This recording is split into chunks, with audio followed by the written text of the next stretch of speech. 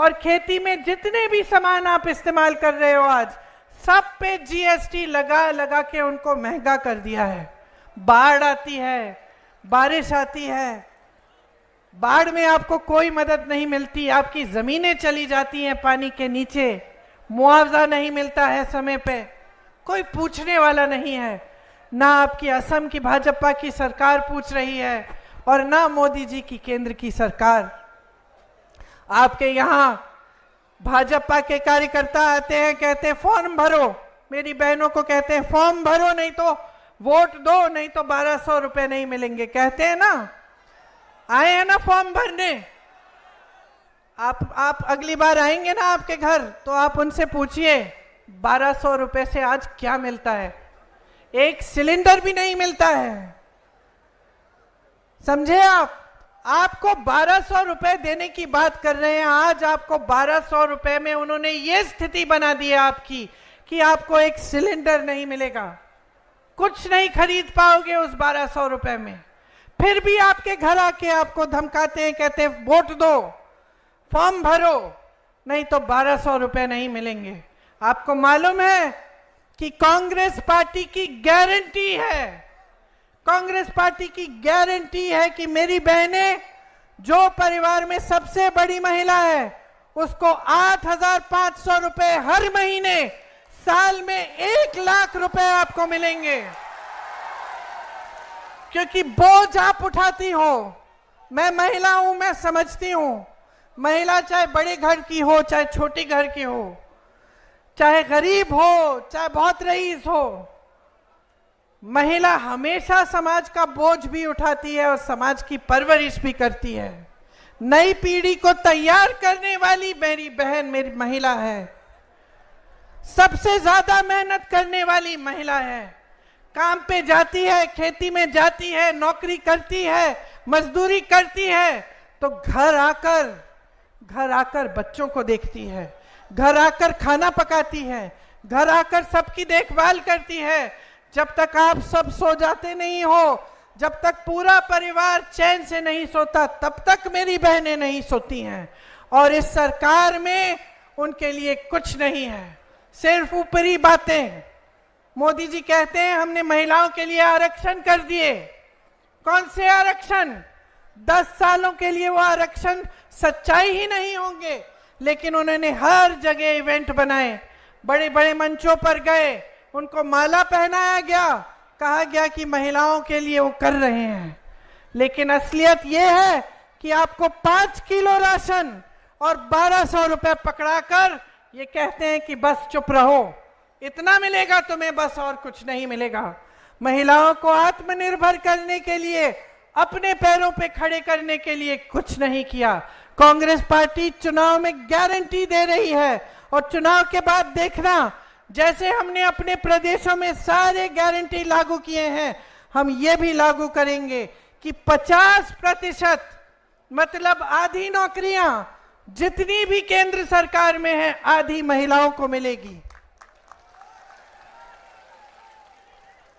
ये लोग महिला सुरक्षा की बात करते हैं।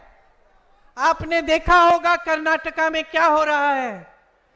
इनके पार्टी के साथ लगे हुए लोग, ऐसी हरकतें इन्होंने की हैं, ऐसे अपराध किए हैं, हजारों वीडियो निकले हैं। और क्या पता चला कि जिसने अपराध किया उसके साथ मोदी जी मंच पे खड़े होकर उसके लिए वोट मांग रहे थे। मंच पे खड़े होकर मोदी जी ने कहा कि इनको वोट दीजिए, ये हमारे को इनको जिताइए। वही अपराधी देश से भाग के निकल गया, किसी ने रोका नहीं। बहनों और भाइयों, मोदी जी ने नहीं रोका, उनके अमित शाह जी ने नहीं रोका, उनको निकलने दिया। जहां जहां महिलाओं पे अपराध हुआ है, चाहे हाथरस में यूपी में हुआ, मैं गई थी उस महिला के घर, उसकी मां रो रही थी, उसकी बच्ची 19 साल की थी, उस समय मेरी बच्ची भी 19 साल की थी। उसके साथ सारी गलत हरकतें करके उसको जलाया गया, माता पिता को उसका शव भी नहीं देखने दिया। उसके बाद उन्नाव में ऐसा हादसा हुआ एक महिला के साथ, उसको भी जला दिया गया। ये लोग कुछ नहीं बोले, मोदी जी कुछ नहीं बोले, बल्कि इन्होंने अपराधियों को बचाने का काम करवाया। जहां जहां अपराधी थे सबको बचाया, उनको उनकी रक्षा की गई सरकार से। लेकिन महिला की सुरक्षा के बारे में ये लोग बात करते हैं। ये लोग आकर आपको कहते हैं कि हम महिलाओं की सुरक्षा करेंगे। किस मुंह से करेंगे बहने, किस मुंह से? हाथरस में नहीं की, उन्नाव में नहीं की, मणिपुर में एक जवान की बीवी को निर्वस्त्र करके सबके सामने चलाया गया। सबने वो वीडियो देखा कि नहीं? सबने देखा। मोदी जी ने देखा होगा ना, अमित शाह जी ने देखा होगा ना, तो चुप कैसे हो गए? बचाने नहीं आए, कोई कार्रवाई नहीं हुई, आंख मूंद दी, मुंह इस तरफ फेर लिया। पूरा देश देख रहा था, महिला को बचाने नहीं आए। जहां जहां अपराध हो रहा है वो अपराध होने दे रहे हैं। ओलंपिक की हमारी मेडलिस्ट थी, जब मेडल जीत के आई मोदी जी के घर गई, मोदी जी ने बुलाया उनको चाय पिलाई, उनके साथ फोटो खिंचाई। सारी मीडिया में ने लिखा, देखो मोदी जी के काल में इंडिया मेडल लेके आ रही है ओलंपिक से। जब वही महिला सड़क पे उतरी, जब उसी महिला ने कहा कि मेरे साथ गलत हुआ है, मेरे साथ गलत हुआ है, मोदी जी मेरी मदद कर दीजिए, जो आपकी पार्टी में नेता है उसने किया है, तो मोदी जी ने एक लफ्ज नहीं कहा। वो बच्ची बैठी रही सड़क पे। मैं उस बच्ची से भी मिली, मैंने उससे बात की, उसने कहा मुझे कुछ नहीं चाहिए, मुझे न्याय चाहिए दीदी। लेकिन मोदी जी ने न्याय नहीं दिया, अपने घर से नहीं निकले। वही हालत जो महिलाओं की है, वही हालत किसानों की। किसानों ने आंदोलन किया, मोदी जी अपने घर से नहीं निकले। 600 किसान शहीद हुए, मोदी जी ने एक लफ्ज नहीं बोला, मिले तक नहीं कि उनकी सुनवाई हो जाए, कि वो जो काले कानून, किसानों को खत्म करने वाले कानून थे, उनको ये हटाएं। आज चाय के बागानों में आप मजदूरी करते हैं। मैं पिछली बार चुनाव में आई थी, मेरे साथ ख्याल से 2 साल गुजर गए होंगे। उस समय से समस्या थी कि आपका जो वेतन है वो बढ़ाया ही नहीं गया। मैं चाय के बागान में गई, महिलाओं से मिली, उन्होंने मुझे अपनी समस्याएं बताया कि कैसे पूरे दिन काम करती हैं, कभी कभी टॉयलेट भी नहीं होता उनके लिए, दूर होता है, उनको जाना पड़ता है चल के, और इतना कम वेतन मिल रहा था। उस समय उनकी मांग थी कि हमारा वेतन बढ़ाया जाए। 2 साल गुजर गए, आप भाजपा की सरकार लाए, आपके मुख्यमंत्री चाय के बागानों को हड़पवाते हैं, चाय के बागानों में अलग अलग बिजनेस कराना शुरू कर दिए हैं, लेकिन जो चाय के बागान में मजदूरी करते हैं उनका वेतन उन्होंने नहीं बढ़ाया। तो आप सोचिए, कांग्रेस में हमने कहा है कि हर रोज की मजदूरी 400 रुपए तक हम बढ़ाएंगे, और ये हमारी गारंटी है। यहां आपकी मांग है कि कोच राजवंशी समुदाय जो है उसको एसटी स्टेटस मिले। कब से आपकी पुरानी मांग है, इस मांग का हम पूरा समर्थन करते हैं। आपने सुना होगा राहुल जी कहते हैं कि जाति जनगणना कराएंगे। जाति जनगणना का मतलब है कि ये गिनती होगी कि किस समुदाय में, किस जाति में कितने लोग हैं, ताकि सही से भागीदारी पूरी देश में हो पाए।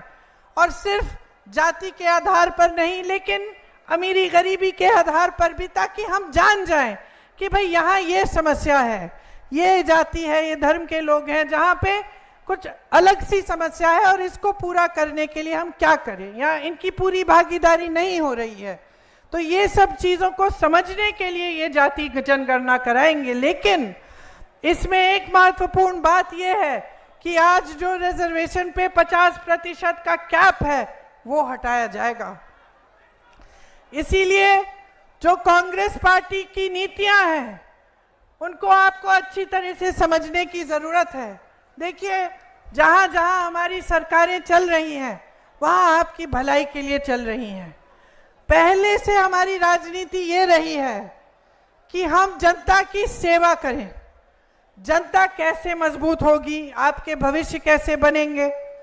लेकिन यहां असम में बीजेपी और एआईयूडीएफ का जो गठजोड़ है वो यहां की राजनीति को एकदम एक दूसरी दिशा में ले गई है। बदरुद्दीन जी और हेमंतो बिस्वा शर्मा जी के का एक गुप्त गठजोड़ है, अंदर अंदर से मिले हुए हैं। दोनों एक दूसरे की बड़ी तारीफ करते हैं। आपने सीएम जी का इंटरव्यू देखा होगा, उस इंटरव्यू में क्या उन्होंने, आप बताओ। वो बोले हैं बदरुद्दीन जी के दिल की इच्छा थी कि मैं सीएम बनूं, समझे। वो बोले हैं कि जहां मैं कहता हूं वहां इनका वोट डलता है। एआईयूडीएफ के जो विधायक हैं उन्होंने बीजेपी के साथ वोट डाला है जब राज्यसभा का मामला था। तो समझिए, आपके सामने ऊपर ऊपर से कुछ और बात हो रही है। ऐसे ही उन्होंने तेलंगाना में भी किया। तेलंगाना में उन्होंने साठगांठ की ओवैसी जी के साथ, ताकि वो कांग्रेस के वोट काटे और बीजेपी जीते। तो इस बात को आप गहराई से समझिए। जहां जहां हम मजबूत हैं वहां बदरुद्दीन जी अपने कैंडिडेट खड़े करके हमारे वोट काटने की कोशिश इसलिए कर रहे हैं क्योंकि वो चाहते हैं कि भाजपा जीते।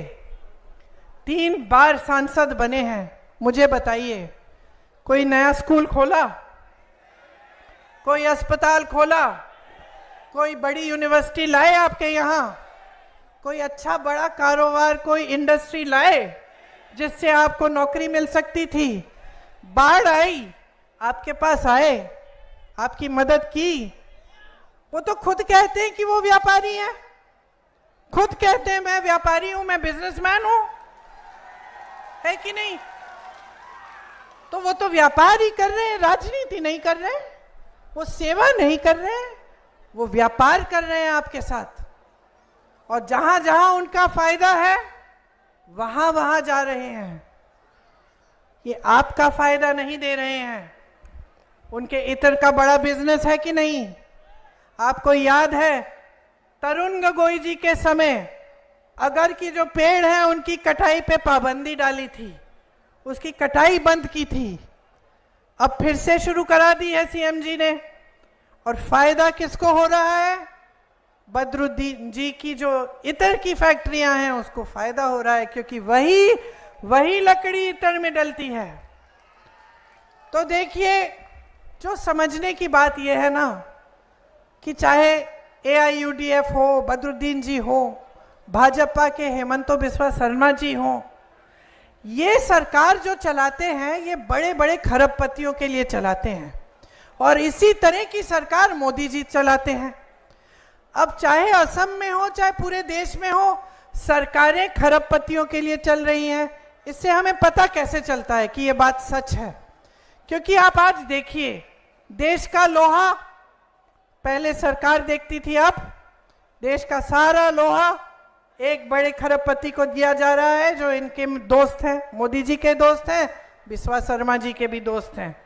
कोयला इनको दिया जा रहा है, बिजली खरबपतियों को, सड़कें खरबपतियों को, हवाई अड्डे सारे बड़े बड़े खरबपतियों को, बंदरगाह सारे बड़े बड़े खरबपतियों को, सारे हाईवे।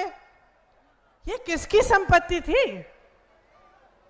ये मोदी जी की संपत्ति थी कि ये दे रहे हैं अपने दोस्तों को? ये बिस्वा शर्मा जी की संपत्ति थी? बदरुद्दीन जी की संपत्ति थी? किसकी संपत्ति थी ये आपकी संपत्ति है।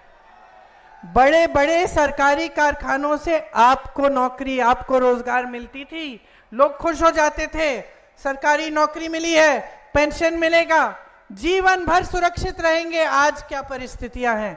आज ऐसा कह सकते हो? उसी तरह से कांग्रेस ने प्राइवेट बिजनेस को खूब बढ़ावा दिया, बड़े बड़े कारखाने खड़े करवाए, लेकिन जिससे आपको रोजगार मिलता था। आपकी संपत्ति आपसे लेकर उनको देने की बात नहीं हुई। 16 लाख करोड़ रुपए 16 लाख करोड़ रुपए माफ किए हैं सिर्फ कुछ गिने चुने बड़े बड़े उद्योगपतियों के मोदी जी ने।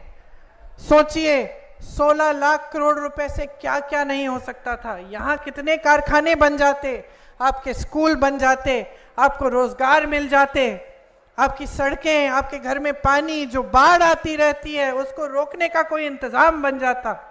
16 लाख करोड़ रुपए इन्होंने बड़े बड़े खरबपतियों को माफ किए। देश के किसान को इनसे पूछो कितने रुपए माफ किए इन्होंने, पूछो मोदी जी से, पूछो हेमंत बिस्वा शर्मा जी से, 1 रुपया नहीं माफ किया। कांग्रेस की जहां जहां सरकारें रही छत्तीसगढ़ में, छत्तीसगढ़ के किसान से पूछो, किसानों का कर्ज माफ करने का काम हुआ वहां।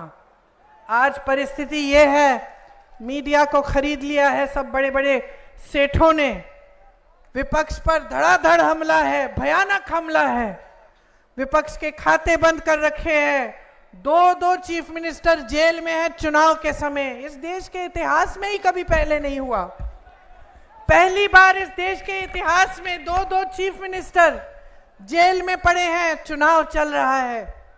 मोदी जी स्कीम लाए, इलेक्टोरल बॉन्ड की स्कीम, कहते हैं कि हम सबसे ईमानदार प्रधानमंत्री हैं इस देश के इतिहास में। देख लो, यहां आकर जब आपको भाषण देंगे सुन लेना क्या कहते हैं, कहेंगे मैं अकेला भ्रष्टाचार के खिलाफ लड़ रहा हूं, मैं अकेला ईमानदार हूं इस देश में, बाकी सारे भ्रष्ट हैं, ऐसा कहते हैं।